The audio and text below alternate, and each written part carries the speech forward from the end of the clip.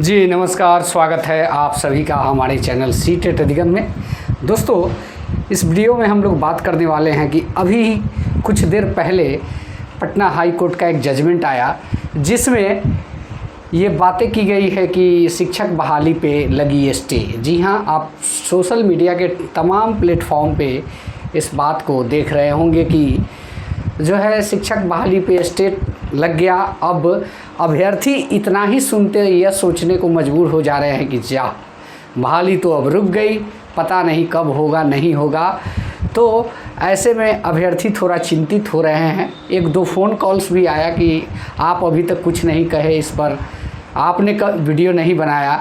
हालांकि ये जजमेंट अभी जब यूट्यूब पे अपलोड हुआ उसके 1 घंटा पहले हमको पता चल चुका था कि पटना हाई कोर्ट के द्वारा स्टे लगाया और वेटेज की बात जो है गेस्ट टीचरों के लिए की गई है। यहाँ पे समझने वाली बात यह है कि क्या गेस्ट टीचर को बिहार गवर्नमेंट रखना चाहती है, क्या गेस्ट टीचर को वेटेज देगी, ये बहुत बड़ा मसला है। और वैसे टीचर जहाँ पे आपको पता है कि 10th और 12th के शिक्षक गेस्ट टीचर के रूप में कुछ बहाल हुए, तो आप यह समझें कि वो कौन सी कम्युनिटी होगी जहाँ पे 50,000 सीट है और 5,000 शिक्षक घर से ढूंढ ढूंढ के शिक्षक को बुला के नौकरी दिया बिहार सरकार हाई स्कूल और +2 में, और उसमें भी 5 से 25% वेटेज की बात।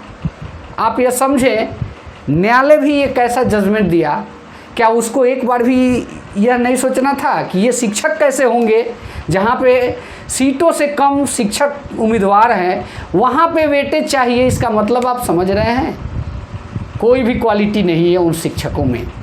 वो पासिंग मार्क्स जो है ना, उसको लाने की काबिलियत नहीं है। 39 नंबर जो मानक तय है रिजर्वेशन वालों का, या फिर 42 नंबर्स है जनरल वालों का, तो वो मानक जो तय किया हुआ है पासिंग मार्क्स का, उतना भी लाने की काबिलियत नहीं है। 5 से 25 नंबर यानी कि 150 या 120 के प्रश्न पत्र में 25 नंबर आ जाए तो अपने आप को पास।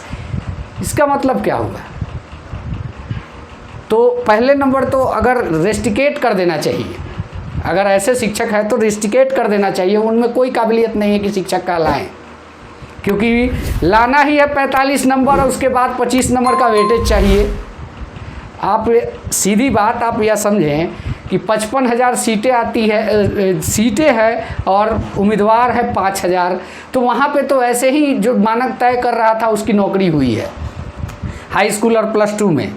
हमने भी देखा है कि ईबीसी में और जो मतलब कि आरक्षित वर्ग के उम्मीदवार हैं 42 नंबर 47 नंबर ऐसे नंबरों पे रिजल्ट हुआ है और लोगों ने जॉब लिया है, लेकिन उतनी भी लाने की जिसकी काबिलियत नहीं है। 25 नंबर वेटेज की मांग करते हैं या फिर न्यायालय के द्वारा यह तय करवाने का काम करते हैं। तो आप ये समझें कि 20% नंबर, मतलब आप समझें कि 20 नंबर लाने की काबिलियत जिसमें नहीं है वो कैसे शिक्षक बनेंगे, वो हाई स्कूल और +2 का। ये रहा हमारे हिसाब से। लेकिन लोगों के मन में अभी यह चल रहा है कि ये जो है बहाली पे हाई कोर्ट के द्वारा स्टे लग गया तो अब क्या होगा, क्या यह बहाली होगी कि नहीं, क्या हम लोग शिक्षक बन पाएंगे कि नहीं। इसमें घबराने वाली बात नहीं है। जैसा कि आप लोग पहले भी जानते हैं कि हाई स्कूल और +2 की बहालियाँ को रोक के या फिर बाद में करा के या फिर कहीं ना कहीं किसी कारण से उसको रोका जाता है या रखा जाता है कि इसको बाद में भी हम करा सकते हैं। तो ऐसे में प्राइमरी लेवल का जो भी एग्ज़ाम है अगर आयोग चाहेगी तो करवा सकती है, क्योंकि इसमें गेस्ट टीचर का कोई लफड़ा नहीं है। जिसमें गेस्ट टीचर का लफड़ा है वही जो है रुक सकता है बहाली, लेकिन इसकी मांग होनी चाहिए। लेकिन ऐसा ज़रूरत भी नहीं पड़ेगा, वो इसलिए क्योंकि चैलेंजिंग ऑफिसर इस डिपार्टमेंट में हैं 1-2 जिनको अच्छी तरह से अपने काम का निर्वहन करना आता है। वो चाहते हैं कि हम काम करें और ईमानदारी से करते हैं। तो हमें नहीं लगता अगर दूसरे ऑफिसर्स होते तो सोचा जा सकता था कि यह बहाली स्टे में चली जाएगी, लेकिन ऐसा नहीं होगा। इससे भी बड़े बड़े चैलेंज हम लोगों ने देखा कि टीआरई 1 में, टीआरई 2 में आया, लेकिन बहाली कहीं भी डिस्टर्ब नहीं हुआ, चलते रहा, बल्कि उससे दुगना चौगुना स्पीड में चला कि जल्दी करा लो इसको, नहीं तो फिर कोई अड़चन आ जाएगा।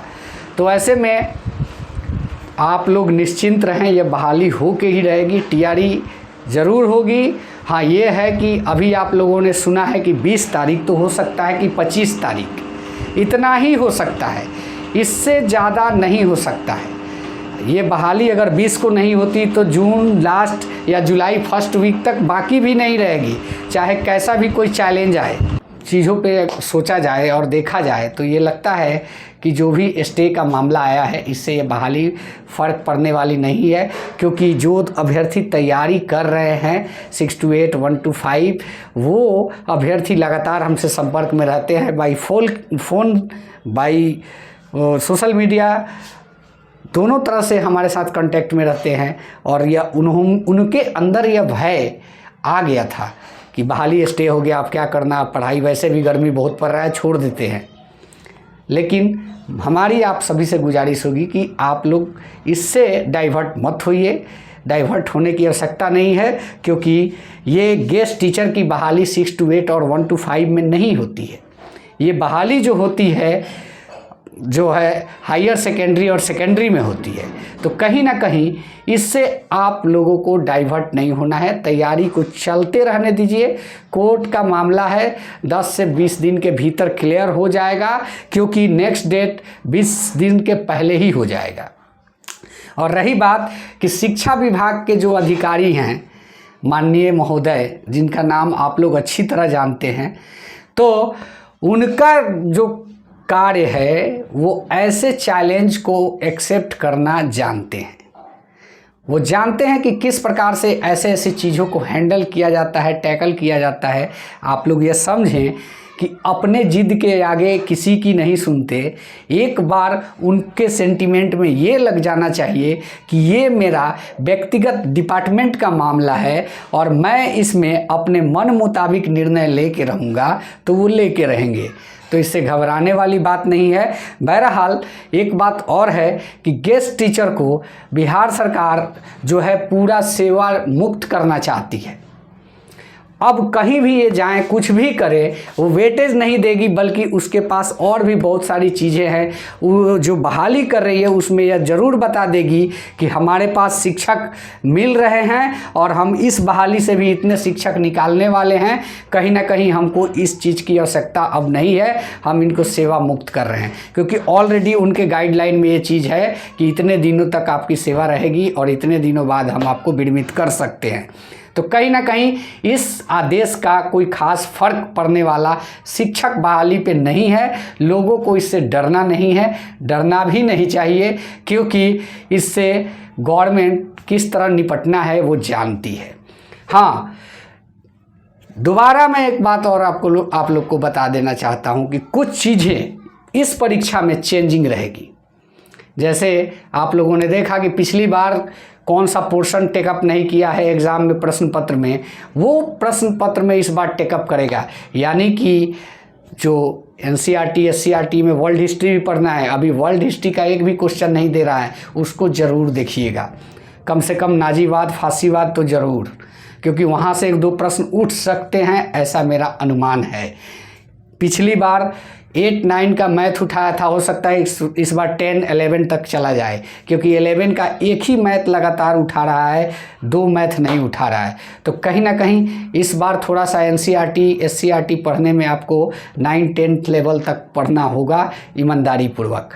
इस पर एक डेडिकेटेड वीडियो मैं जैसे ही समय मिलेगा, गर्मी कम होगी तो बनाऊंगा कि कैसे इस चीज़ को समझना है, क्योंकि कहाँ से पूछेगा इसका आइडिया किसी को नहीं लग रहा है, लेकिन आइडिया लगाने की ज़रूरत है।